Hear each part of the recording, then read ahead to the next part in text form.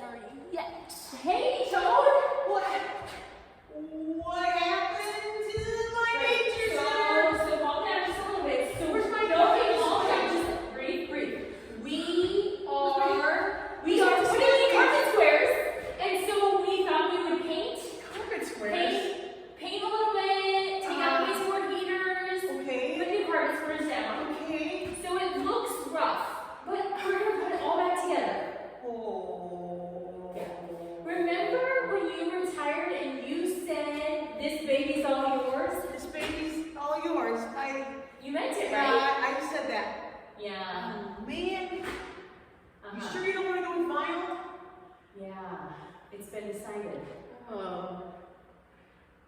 But here, hey. Silver lining. Silver lining? The great thing is that we can look at these mountains and like the displays close up. Oh, we can, Right? can't we? Yeah. So we could just, kind of look at those and explore them a little bit. Okay. Head up. Okay. Head up. Yeah. Yeah. It's Let's gonna be do great. it. It's gonna be great. Let's do it. Yep. In my hands, a really cool bird called a bufflehead. Okay. Whoa. Hang on. Yeah, what? No, not buffalo. Bufflehead. Oh. Yeah, Okay. you got a buffalo skull. Uh-huh. I have a bufflehead duck. Very good. Now, buffleheads, they migrate through Iowa. But what's really cool, most of you have probably heard of wood ducks, yeah? Mm-hmm. And where do wood ducks like to nest? In wood? In wood, in like hollow trees and such. Well, buffleheads do that too. Really? Yeah, they just don't happen to nest here in Iowa that I know of. So here's a bufflehead. They're very cool. And they have, I'm not even sure we have the right light in here to see it, but they have some beautiful fluorescence on their cheek. So this is a bufflehead duck. And you have... Yeah, not to be confused with a buffalo skull, or probably better termed a bison skull. Bison, yeah, that makes you sound skull. smart. Yes, if you drop the words bison skull, people automatically think higher of you in the scientific world. Well, excellent. I'm not sure if that's true, but state it confidently. Yes. Anyway, so this is a partial skull of a bison. It is pretty heavy, very massive. This is the part where the horns actually connect to the skull. Notice how I said horns, not antlers, Yeah. right? Different. Right.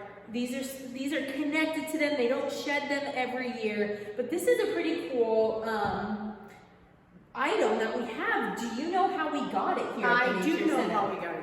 There used to be a director here called Dennis Lewison. He's really cool. He was my boss. What's up, Denny? Yeah, and he found this in the Maple River over in western Iowa. What? He Yeah. found it recently. Well, comparatively. Right, yes. right. So he was out with a friend, and there was an old wallow, an area where the bison would go, Mm-hmm. and they found it there. Very cool. It is So cool. this is old because we haven't had bison naturally found in Iowa for a while. Yeah. But definitely it goes back to those days when the early Native Americans lived in the state. Very cool. I'm not sure how comfortable I am holding this thing. This thing's been in the nature center for years. There's no critters in it. There's no critters. Well, there could be like a mouse in here. That's possible. No, nobody's home. You're good. You're Okay, good. okay. So you guys know what this is, right? You know what this is?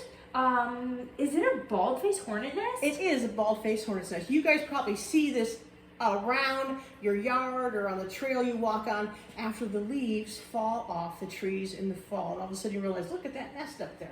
Now this nest started in spring really tiny. The female queen, she will build a little tiny nest like this big, usually with a little tube at the bottom. And she raises the first brood all by herself. And then those workers, they get busy and they build up on it. By the end of summer, this might have 100 to 400 adult wasps in it. What? Actually, how do they make this? hornet's a better name because they're not technically a wasp, Okay. they're a hornet. They're related to the yellow jackets. So, how do they build it? Well, they build it mostly with their mouth. They chew up a lot of wood fibers, mix it with their saliva, and they can build all these different layers. Now you notice they've got the opening right here, down here. Uh-huh. Why do you think it's down here? because it's better than up. It is better than up, because if your door's up here, what's going to happen? Rain. Rain's going to get in. So they usually have the hole on the side toward the bottom, so they can get in and out. Now, what's really cool, look at how that's really attached to this river birch stem. Oh, yeah. Very nifty. Now, So we cut one apart so you can get a look on the inside at one. Okay. Oh, yeah.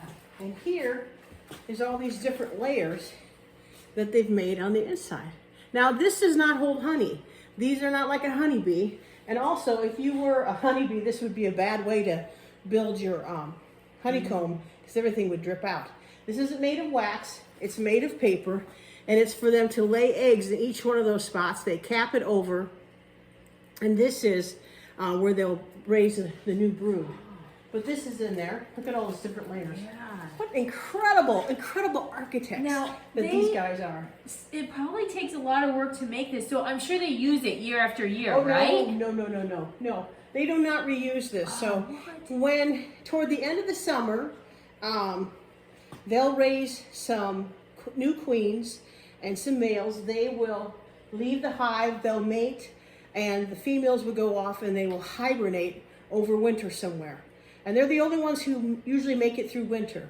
Come spring, then they start a new brood. All the other ones, all the other bees will eventually die. Usually after the first frost, there's nothing left in here. But you can see all these different layers they made. Look at the multiple layers. Really insulates the hive well. So It's if I pretty have cool. one of these in my yard or in a tree at my house, Yeah. I should wait until after the first really good frost before I take this down. Yeah, and you know what? There's really no reason to take it down unless Oh. for some reason you want to hang it in the nature somewhere. Sure, that seems weird. Why would someone do that? What will happen a lot of times in winter, the local critters, possums, raccoons, maybe some woodpeckers, they'll get in there and they will clean out whatever little larvae and things that are left in there. Interesting. Yeah. Also, sometimes these can be tough to bring inside your house or garage because there's still a lot of bugs that get in there. Sure. And you can see. So we're really the only weird people that bring this inside. You can kind of Got see it. where there's little tiny holes where little critters have been chewing on them. Sure. So it's a bit on the messy side, but still fascinating. Yes, fascinating. Excellent. And look, you normally don't get to take this closer look at one. Yes. It would be dangerous to do this in nature in the middle of summer. I do feel very daring right now. You should. Yes. Hey, Timberdoodle. Hey, Toad! Tell people how osprey get their food. And you should know that 99% of the diet is made up of fish. Yes. Yeah. So I have seen an osprey dive for fish, and it blew my mind. And in fact, Blew her mind. So they're flying with their wings, and they're actually kind of hovering over the pond, and then with a body of water, and then they find their target, and they are doing the nosedive down into the water, beak first, going down, and then at the last second, they flip down their landing gear, their feet, and they go down into the water with their feet. They actually bring their wings up. It's pretty, it looks way more realistic when it's an osprey. Kind of looks like ballet, really. Yes, exactly. Talons down in the water, wings up, and then they almost are just swimming out of the water sometimes with their wings. And then they're flying away with their catch. But what's awesome about how they hold the fish is it's actually different than a bald eagle, right? Right. You want me to tell them? Yeah, this is your chance. If they've got a big fish, they carry it back to their nest and they carry it in their talons, head first. Head first? Head first. Why? So while that reduces drag, it's more aerodynamic to be carrying that fish with his head right in the front. So they actually have on the bottom of their feet kind of these little rough projections that help them to hang on to a slippery fish. And also, they can move their feet. One of their outside toe can move backwards, so they have 2 toes in the front and 2 in the back, or 3 in the front, 1 in the back, depending on what is the best grip for them when they're holding on to their prey. Yes, yeah. And what I think is cool is that bald eagles, they don't necessarily have that adaptation to hold the fish that way, but bald eagles are just so darn strong that I don't think they really care. Yeah. They're kind of like me. They're just so strong. They don't have to think through everything like that. You are Yes, so strong. So strong. Yeah. Timberdoodle, you're amazing. Yeah, I got pretty big muscles. She does. The biggest one is right up here. Yeah. Toad, check out these clams. No, they're not clams. No, I know. I'm sorry. Check out the clam shells. No, these aren't clam shells. These are mussel shells. Mussels. Mussels and clams, although they look similar, they have a different life cycle. And actually, I'm not even sure if there are any native clams in Iowa. There might be, but we have lots of different species of native mussels. And they come with some cool names. Oh, like yeah. giant floater. Ooh, yeah. Pimpleback. Ew. Flashback to middle school. Yeah. Washboard. Oh, cool. Yeah. Three-horned warding back. Oh, I like that one. Some great names and some great shapes and sizes. These were an important food source for the Native Americans back in the day, and they also continue today to be good food sources for raccoons and possums and all sorts of things. And back in the day, probably about maybe in the 1850s, the early settlers loved to go and pop them open and see. Oh, is that the royal court coming? Or the court's coming. Like to pop them open and look for little pearls inside. And the thing is, they played an important role in the button making history. But yeah. Is that what? That's what those are. I have these. What are these? So in about 1899, there's probably at least 40 factories along the Mississippi that made buttons from the shells of mussels. And then plastic was invented, and there went that business by 1940 or so. So we have an incredible animal, cool life cycle, and you can get up close and personal to a lot of the really neat shells we have here in Jefferson County Park. Cool. Good job. Excellent. Well, thanks everybody for joining us for the latest episode of Toad and Timberdoodle. Yeah, don't mean it, but we're filming here. I know, but our biggest fans are here. We have fans. I mean, I know that we have fans. I'll get them on. Just wait. Should I get the pen out? Yeah, we probably should. They might want your autograph. There they are. Yeah. Okay.